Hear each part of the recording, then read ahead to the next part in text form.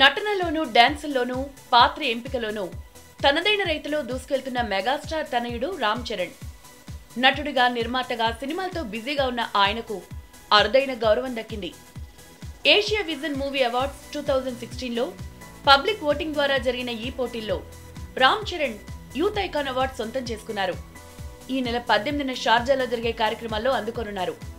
ఈ అవార్డు రావడంతో మెగా అభిమానుల్లో సరికొత్త ఆనందం తాండవం చేస్తోంది. అంతేకాదు, ఇటీవల మార్కెట్లోకి సైలెంట్ గా విడుదలైన ధృవ పాటలు సూపర్ హిట్ టాక్ తో దూసుకుపోతున్నాయి. ఇక ఈ సినిమా హిట్ అయితే మళ్లీ మునుపటి క్రేజ్ రామ్ చరణ్ కి వచ్చినట్లే అని చెప్తున్నారు విశ్లేషకులు.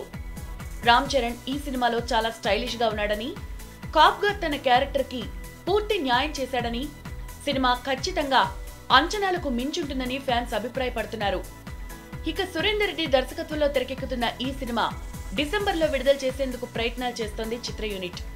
ఈ సినిమాలో రామ్ చరణ్ సరసన రకుల్ ప్రీత్ సింగ్ నటిస్తున్న సంగతి తెలిసిందే.